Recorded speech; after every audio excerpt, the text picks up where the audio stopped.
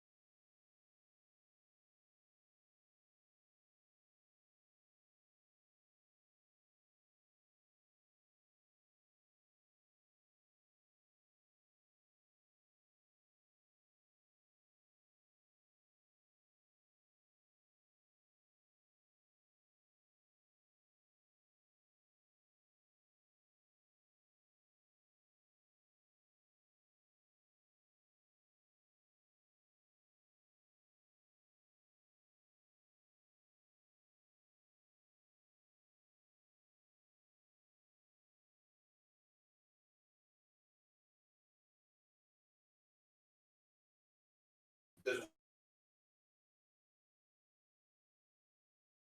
what continent? Africa, right? And then where is this place that he went? What continent is this place?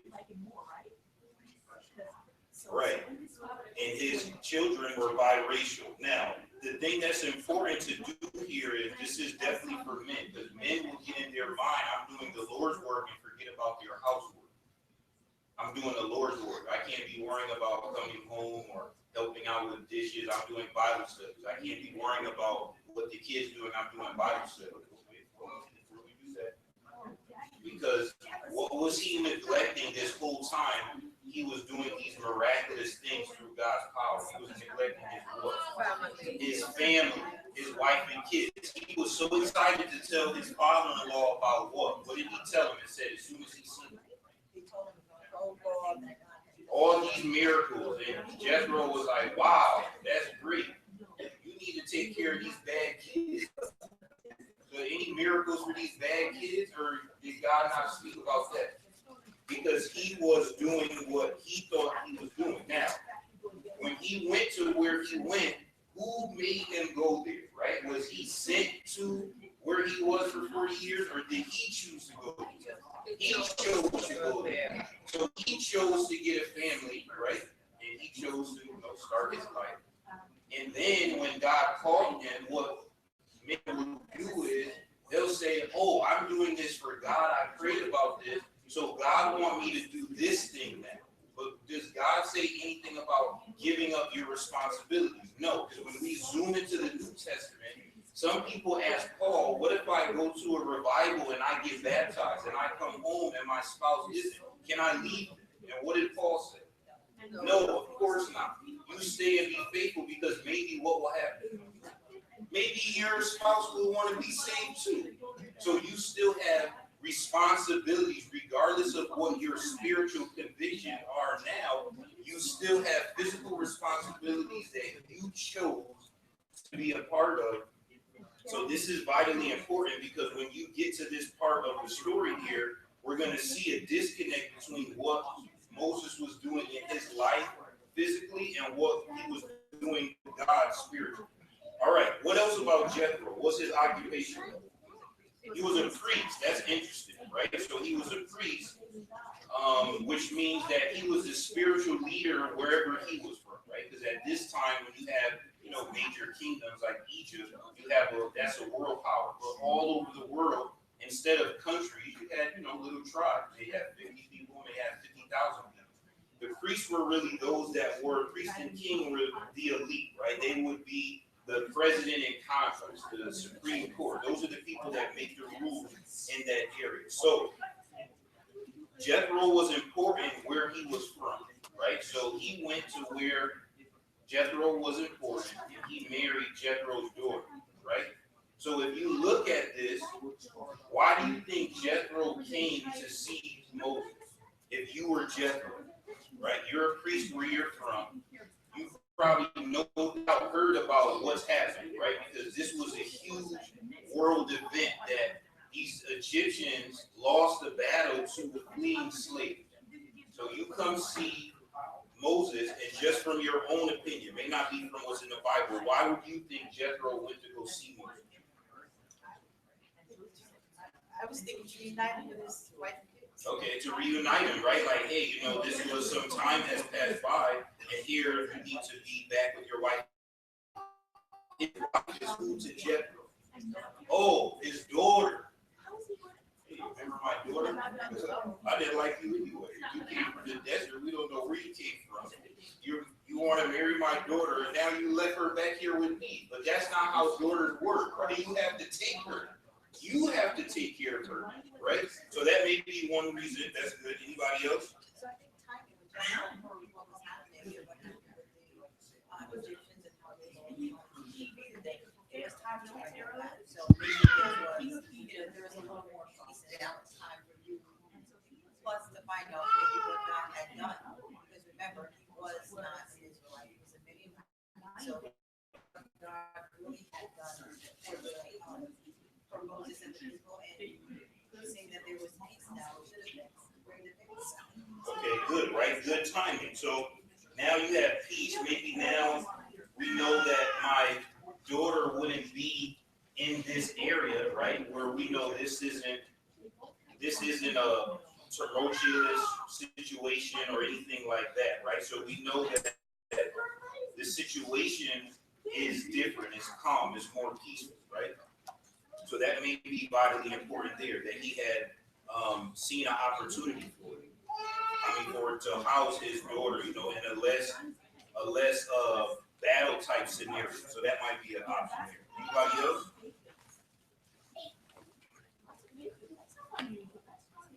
Anybody else? Okay, number 2, we answered again. Who did he bring to him? Okay, his family, right? And then let's look at 3. What conclusion did Jethro reach when told of Israel's deliverance from Egypt? What did he do in response to his conclusion?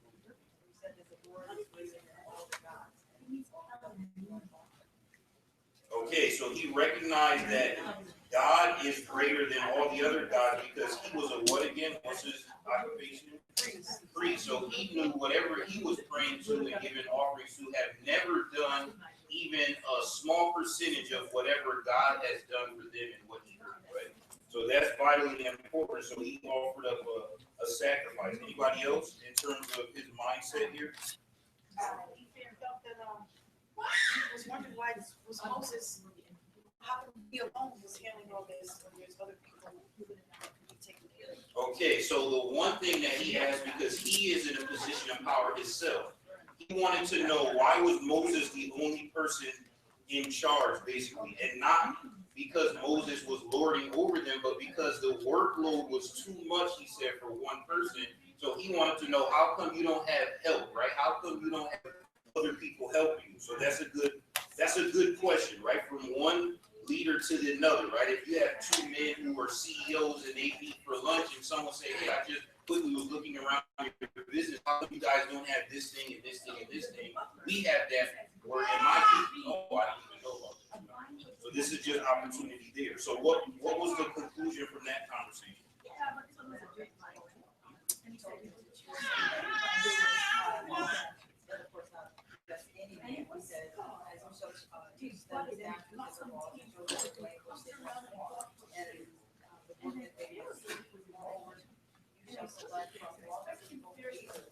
Such as fear God and keep his covenants and place such before them over thousands, hundreds, fifties, and tens.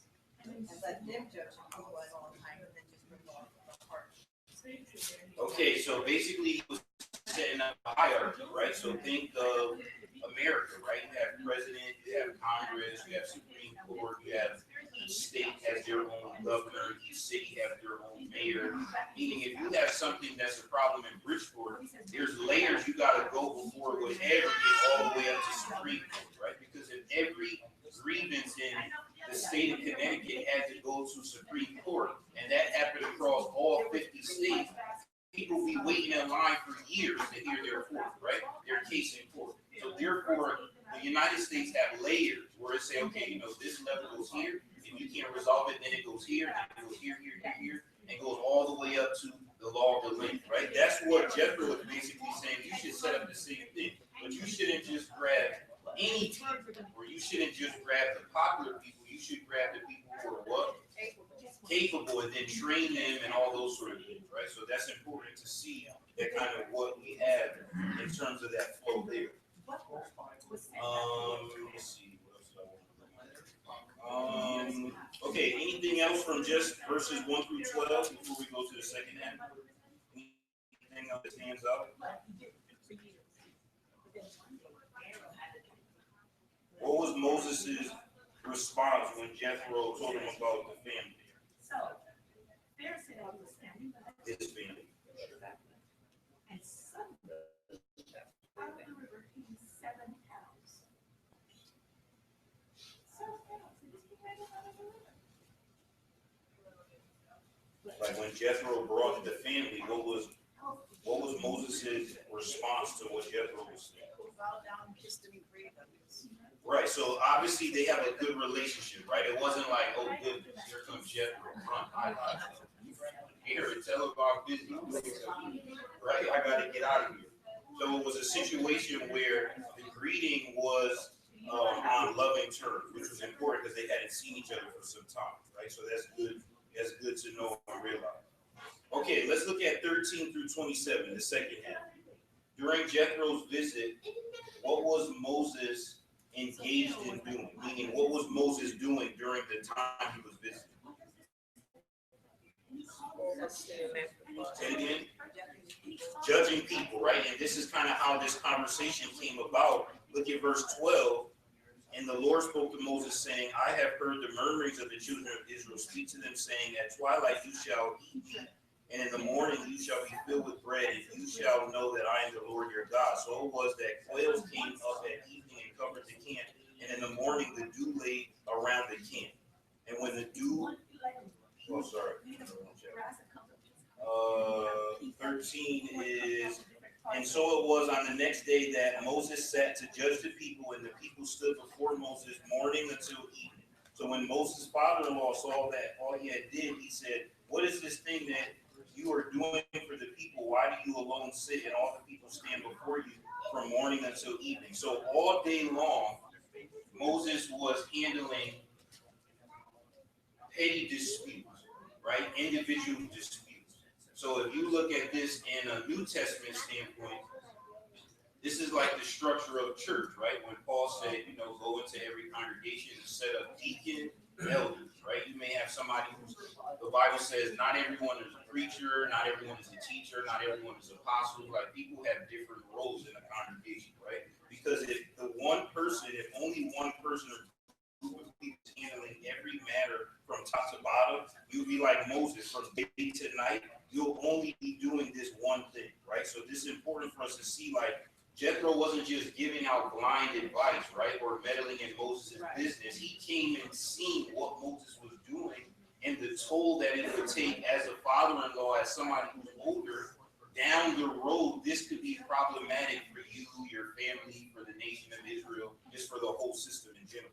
So he kind of witnessed Moses' full swing of struggling during these things. What problem was perceived by Jethro? So we know that he was the only one doing it, but what problem do you think he was doing? I think being a Midianite priest, he had some wisdom and experience in judging people and just in general meeting people.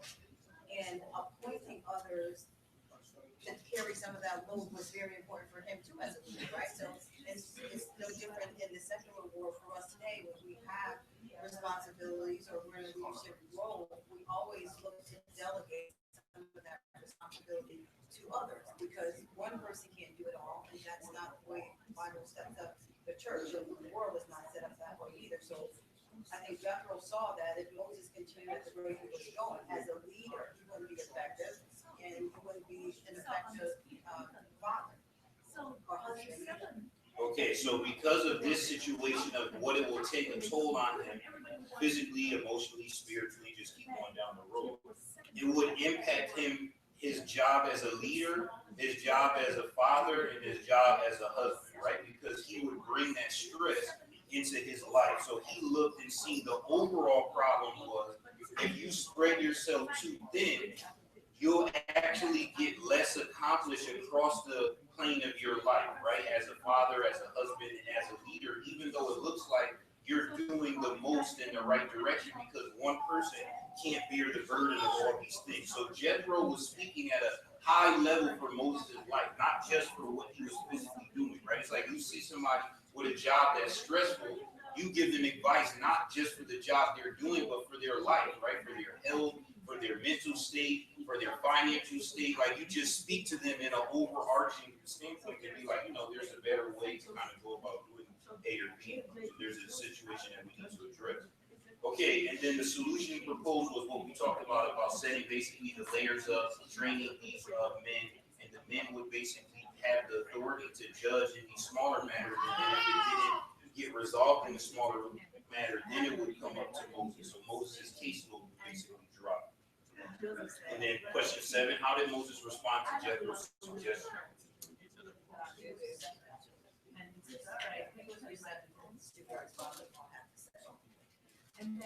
So he took that advice and heeded to it, right? Okay, good. Anybody else for that? Moses' response? Yeah, I think he took his advice and then he sent him on his way.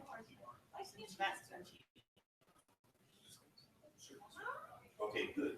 Now, one thing was, Midian is in modern day, well, people believe Midian is in modern day Saudi Arabia.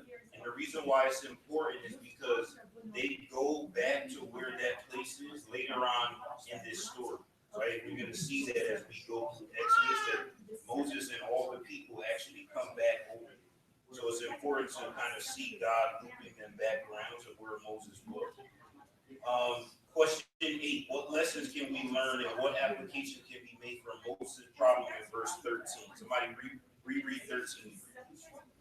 The next day Moses took and sent and took his seat to serve as judge for the people, and they stood around him from morning to evening. Okay, so what lessons can we learn? What applications can be from Moses' problems? Verse 13, think personally and then in the church, right? So think both, because you can grab lessons from both, right? Think of your own life and then think of New Testament Christianity. Well, I can go like from church to, well, even use your father as an example. I mean, I was wearing too many hats, driving everybody on the church van, being the preacher, and then having to work all on the same day or something. That was just way too much for one person. So now that he was able to delegate some of those responsibilities and now he doesn't have to work on Sundays anymore, for him, I'm sure everything was easier for him as a church leader, as a family, husband, father, everything. So you look at it from that point of view, like I said, I can say him too. Just wearing too many hats. Because the physical body need what? Start with an R. Rest. The physical body need rest, right? His doctor said what? You need rest. Because without rest, even if you feel healthy, even if you have no virus within you, a virus or a sickness will come within you. Because that's just how this physical world is set up, right? You need X amount of hours of rest, a day, a week, a month, whatever. Or after a while, your body will start to deteriorate, right? That's just the world that we live in. So when you take on too much, whether it's a spiritual task, physical task, whatever it is, and you wear your physical body too thin, it takes away from your ability to do any of the things in life. Then you could end up sick or hospitalized or worse. So that's important for us to see. So from a church side, right, one person can't do everything, right? Regardless of how much we like how that person does it or anything like that, right? One person gonna get burnt out, which is why when you look at things from in this country, from like the 50s up until now, in the 50s, before that time period, really like I would say late 1800s to the 1950s, most of what you had in terms of local congregations was set up based off of traveling evangelists. That's how this church started. So way back 1800, you had a couple of men that came from Ohio and had a revival in Bridgeport, and then baptized 8 or 10 people, I forget the number, then left, then came back the next year, but then, numbers were growing, and then it just kept going from there. Congregation grew, then the building burnt down, moved to Trumbull. When they moved to Trumbull, that's when you will hear like people who were from Trumbull, maybe like my dad's age or higher, well, actually really past age or higher, you hear people mentioning not John Cooper, but who? Bill Hands, right? And who was Bill Hands at that time?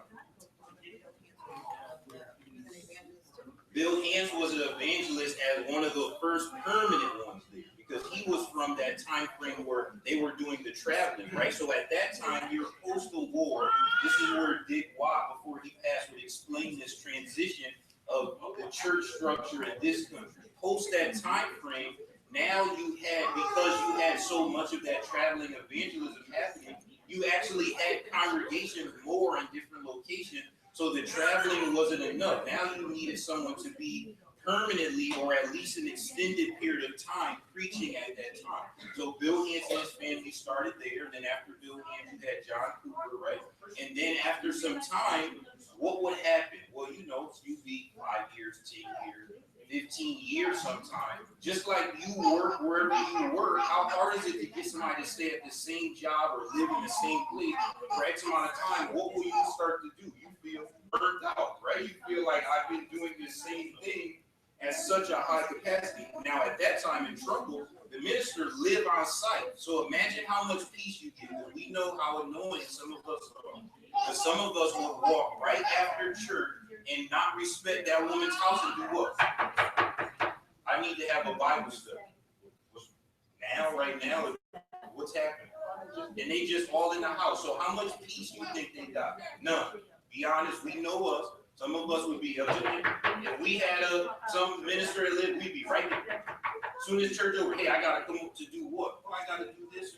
Never thinking about that family's well-being, that family's peace of mind. Maybe the woman want to take her shoes off. Maybe she want to get her night clothes.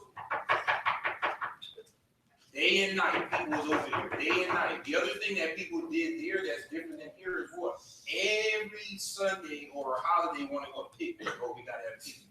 They say, oh, we want to travel. No, don't travel. We want to have picnic. Every Sunday, every activity, picnic. Never think about maybe that family don't want to have picnic.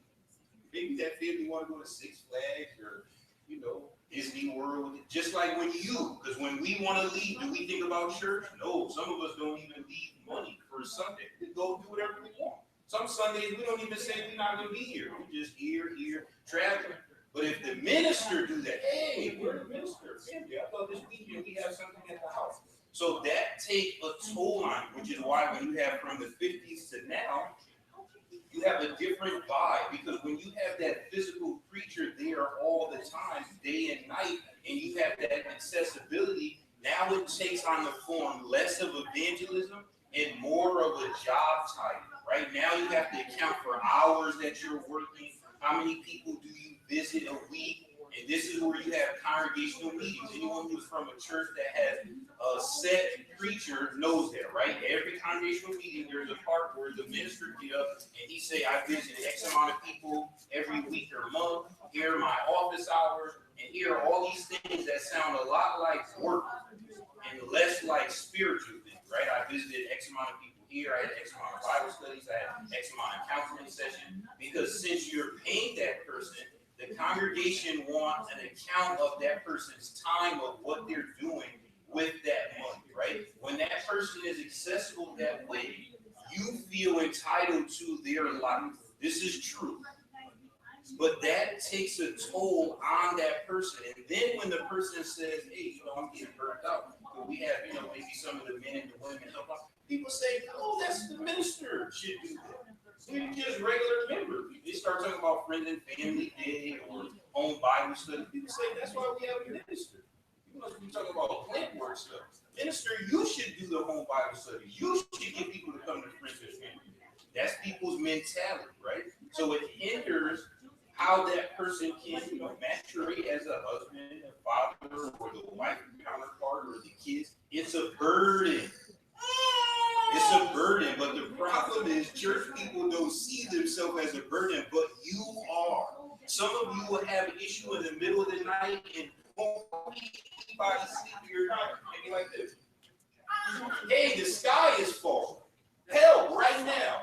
Okay, minister, come over. What's the problem? You know what? 9 times out of 10, the problem is you, the self-induced problem that you created in your own life. Now you say, but you realize you're the problem here. Yeah, be nice to me because I'm struggling. Okay, fine, we be nice. But you never come back to the point where you say, what are you doing in your life? That's church people. You say, no, that's hard, brother. Yes, that is. That's church people. I can tell you names of people who act that way. Some of us act that way. Be honest. We are so emotionally, physically, financially needy. I need help. But what if the other person needs help? What if Moses needs help? We don't got no time to worry about Moses. Moses had his arm up that whole time. We need help. What if Moses and Aaron have a dispute? Who will help them? See, the people were being too what? Self-absorbed.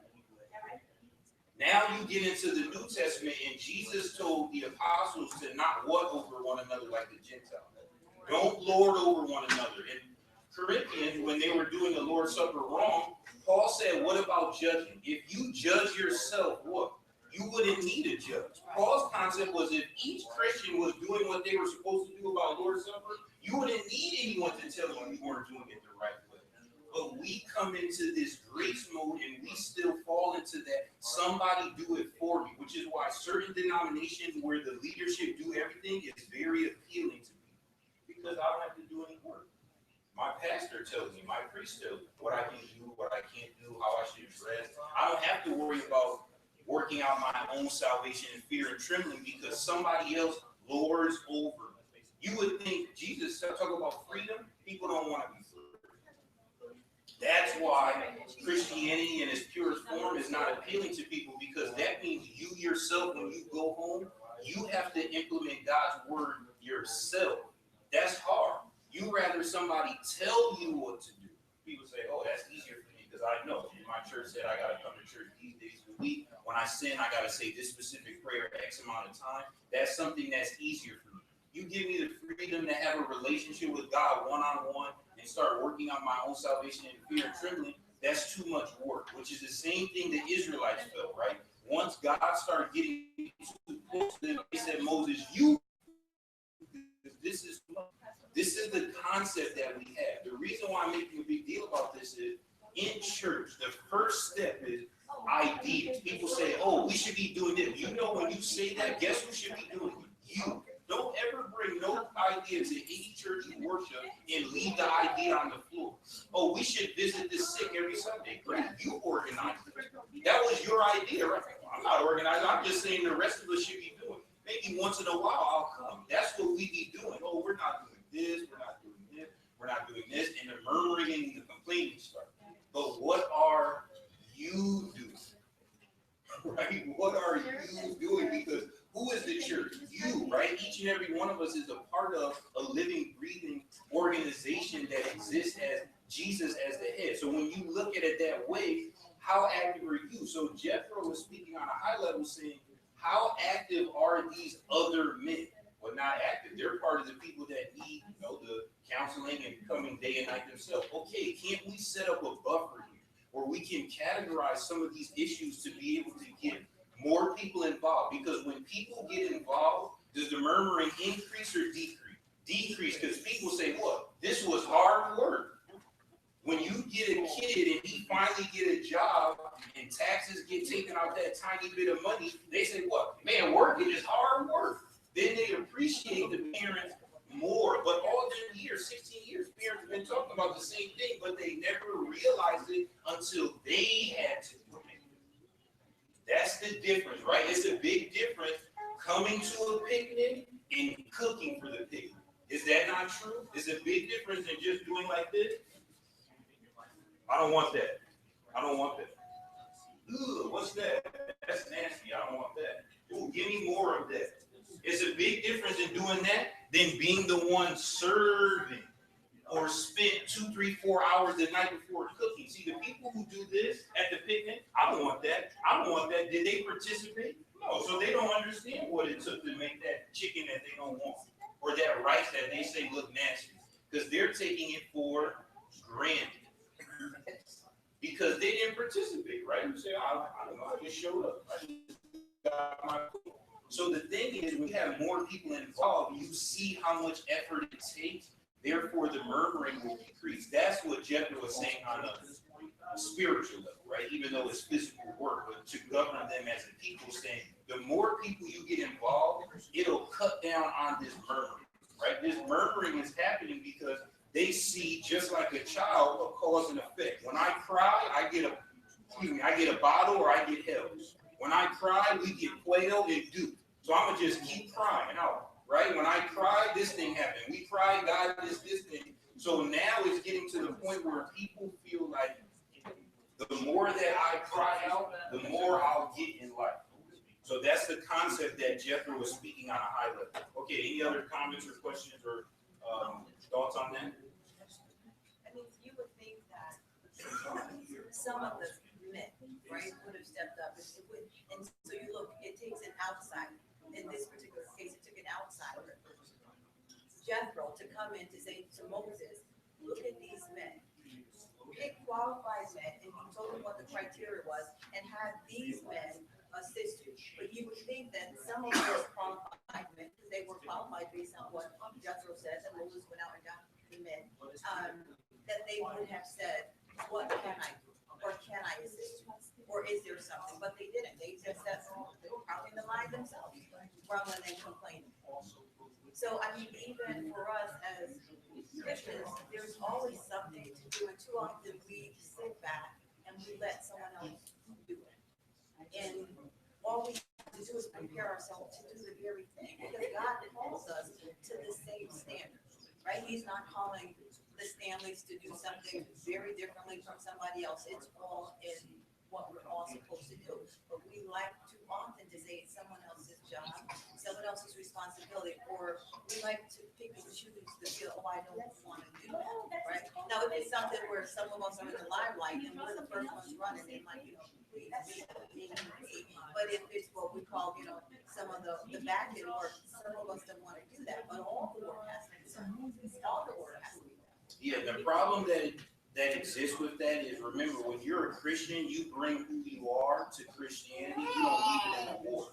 So this starts at the home.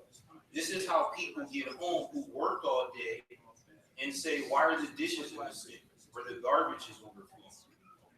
Wasn't there people that beat me home?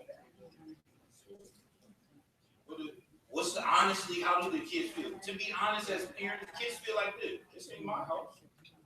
That's how kids feel.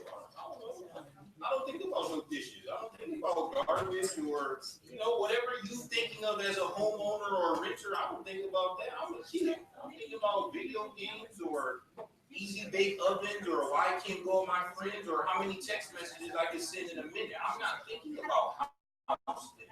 So it's not in my mind to even have a desire to do what you're asking. Now think of spouse, right? Spouse come home. How come this was a year? Look, to be honest, whether your spouse be honest with you or not, spouse feel that's not my thing. As men, a lot of men feel this way. It's not my thing. I don't go back or washing dishes or cooking or that's woman stuff. That's how people feel. They may not verbalize it, or maybe they do verbalize it. So you already are that way as a person. Then you come to church. So you looking at church, you look around here, it could be cups on the floor, something. You already feel, I don't pick up stuff at my house. Why would I come to this assembly and before I leave pick up cups? That ain't my thing. Maybe somebody else pick up the cups. Maybe somebody else will fill up the communion or see about the song books or the sign is falling in the back. Let me put it up. Or hey, we don't have water or a garbage can. Let somebody else. I'm just a regular person. I have other things on my mind. But let those things not be done. Right? Let the dishes and the garbage and the dirt on the floor pile for a while. Then you, hey man, what's up? Why nobody clean up? Somebody like, ooh, I don't know, anybody could have been cleaning up. Just like people say, hey, there's no water. There's no garbage can. There's no communion thing. Hey, the stuff in the back of the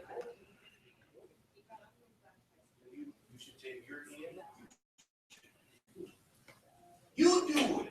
I would let you know it's not done. I can't be worried about doing it. I'm just letting you know there's no garbage can. So why don't you go to the front desk and ask, hey, do you have a garbage can? Something you guys forgot it. Oh, sorry, bring it in.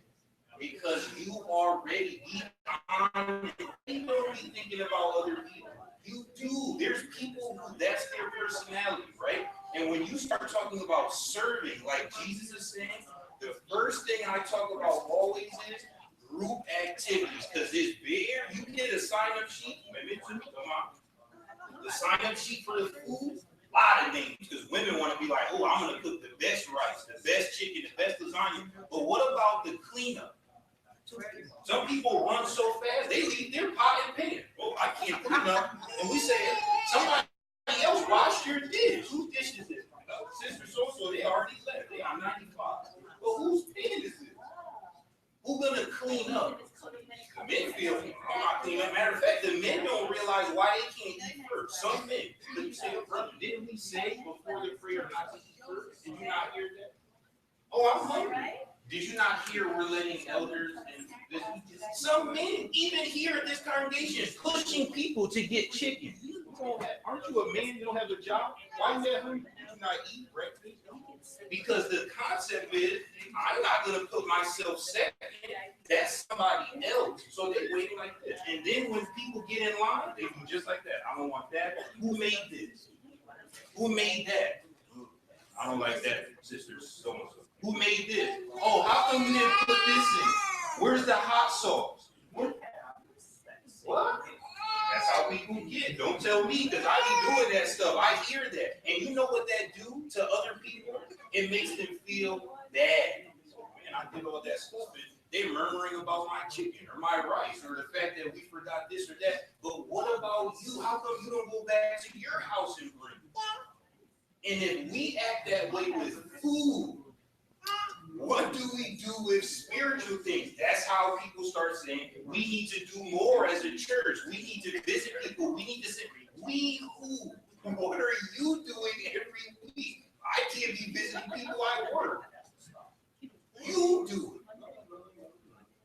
Every person should be contributing. So if we look at it as a small little scale from food, that's why I say you should be having people fighting over who's cleaning up trash. If Jesus came to the next Magi list, Jesus would not eat first. Men, women, Jesus would eat last, if at all. He would be cleaning up.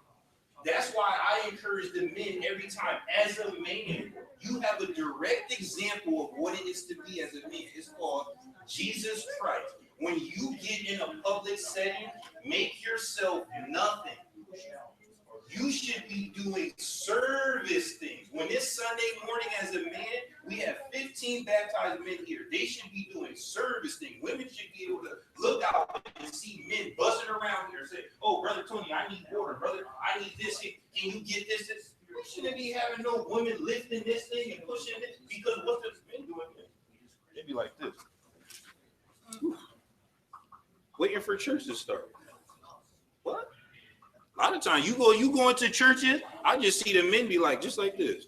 The women be moving. Be honest, women church be moving. First of all, women be the first at church. At this church, women are the first people here. Where the men be? Oh, men. Men will start making up these, I call them cockamamie excuses. Oh, I had to park. I had to have a Bible study in the hallway. I had to. What? Women be moving. Buzzing around, greeting people. A lot of times men feel like, oh, this is true. Can't tell me nothing, because I know it's true, because I know all of us here. This is true for our church, let alone other churches. We feel like, I barely got here. My mind's somewhere else. I don't got no time to be saying hi to people. Let somebody else. You look at the bulletin, who's the greeter? Deb is the greeter. Let Deb say hi to people. I don't want to be a greeter. That's how people feel, because they say, that's not my job. I don't want to do that thing. So when we look at it, and Moses is in this position, he's never going to get anything accomplished from a group setting acting this way. Just like us, as a congregation, we'll never be as great as we can until we all get involved. Each and every one of us have talents and abilities that we can all do something. Whatever you're good at, you can have dominion over that thing and be great and excel at that. Start doing it. Start doing it. There's so many ideas. It's only April that we can implement for the rest of the year for this congregation that each and every one of us can participate in. Start now. Stop waiting for somebody to come up with the idea or waiting for somebody to tap you on the shoulder. You make that known. Hey, I had an idea. Let's have an exit out of thing. Okay, great. That's a great idea. Good. I'll have it at my house. Just have the men announce it every Sunday. Here are the details, and we're going to start it in 2 weeks. What's wrong with that? Instead of saying, man, this church never do nothing. So we should be more involved, David. Yes, a few points. Going back to the idea of relying upon somebody. First of all, this point is very important to make, that they had kind of the benefit of the doubt because the law has not been implemented yet. We don't have that excuse. We are told as the church being as one body, if one small part breaks, then the whole body suffers. So there's no excuse on us. So that's one point. The other point that's important that I overlooked when I first read it, and when I was reading it back after I came, was that Moses was in all day, like from the morning to evening, he was just sitting, dispute all the people's dispute one after another, and and Jethro mentions that you're killing yourself at this point because this is not practical for you to do so. The reason why I think this point is important because later on he mentions the idea of teaching the decree and getting an understanding the people of how to live rather than bring every small and big dispute to them. And this hierarchy is important because there is a difference between some bigger problems and small things like, oh, I stubbed my toe or something like that. Like, what should I do? These are small disputes, and there's a distinction to be made. But when you're reliant upon somebody, and the same thing, like you mentioned, like calling somebody at 12 o'clock at night because something came up or they had some kind of something going on or something like that. So uh, that the idea that a lot of these things, whenever we go through issues, if it's something that we have gone over, I think one of the benefits that I can say as far as the work that we do in recording everything is that we can go back and say, well, you don't necessarily have to call if that Bible study has already been implemented. Like if it's already gone over, we can go over the topic and you can go over the same details there. You understand? Yeah, you have access to technology that you can get back to. No, that's a good point because really, to me, it just comes into appreciation, right? People in church need to be more appreciative. You need to, because if somebody here's the thing, right? Don't take this the wrong way. If Deb picks you up every Sunday, you should give Deb's family. Deb got to pick you up. Where in the Bible it say Deb has to pick you up? Show me. That's say, look, I picked up enough in 2015. You get to church however you want. Don't be offended by that. Maybe you did bake Deb a cake. Hey, brother, Deb, here's a cake. It's probably nasty, but just take it out of appreciation. The problem was people were murmuring all day to Moses. No one was ever appreciative of what he was doing. Moses could have said, hey, we already set up some things in place for X, Y, and Z, but people wanted him nonstop. Right? If you know you have some bad kids, and you say, well, I thank God for Sunday school. I drop these bad kids off at Sunday school. I come to the adult class and have peace of mind. You should reach out to them teachers once a year and say, hey, thanks for taking care of my bad kid. Because I know they bad. That's why I'll be the first one at Sunday school to drop them off so I can have some peace. Why don't you do something as appreciation for those teachers? Those teachers can say, oh, I'm burnt out. I need to be in an adult class myself. You teach your own kid. It's your kid, right? You give birth to them. You teach them for Sunday school. See what I'm saying? People say, because those same people who murder, if God forbid you don't show them attention when they want attention, the whole church, stop service, I'm about to leave the church. Why?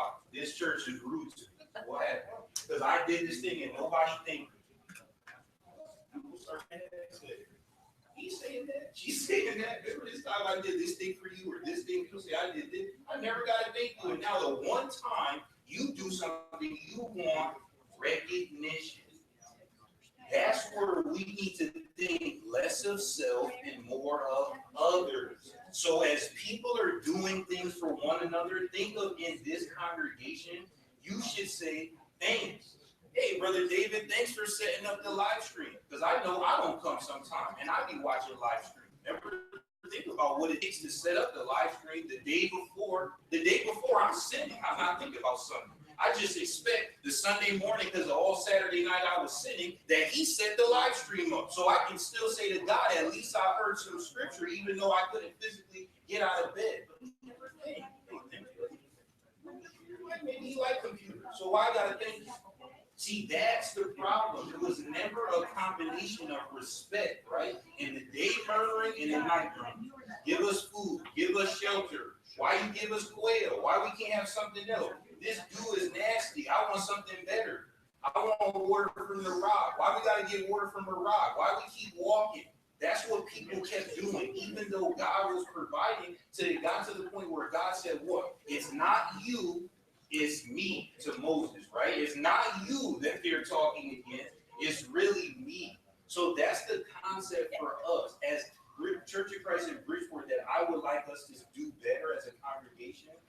Be more appreciative of your brothers and sisters. There's not a person in here that owes you anything. No one does. People do things out of the respect and admiration they have for Jesus Christ. Women can say, I'm not cooking. Think about how much money it takes to cook food for a Magi live. Those people, sometimes when you go out, you may be spending $40 to $50. Did you ever say thank you? No, you spent none. People come in here with 35 members in their family and bring a 2-liter soda and eat up all the food. Did you ever say thank you for that Popeye? You know how much Popeyes cost. So just say, man, I see 50 pieces of chicken, 50 tacos. You know what that person spent. Hey, brother, thanks. I love Popeye. Thanks for providing that Popeye. Do you ever say that? No, you just be stuffing in biscuits. To the point you say, ain't no wings? Hey, y'all, I don't eat. Where's the spicy? Y'all didn't get extra crispy? Oh, I don't eat that. I don't eat that. Remember I told y'all last match I live. I eat wings. You got bread. Sound like Israelites. Be more thankful. Be more appreciative. Right? Start in the home. Kids, more thankful. Spouses, more thankful. Families, more thankful. Church members, more thankful. Thank you for doing this. Brother, sister Mary, thanks for setting up the back table as soon as the Bible class is over. I know I won't do that. So thanks for doing it.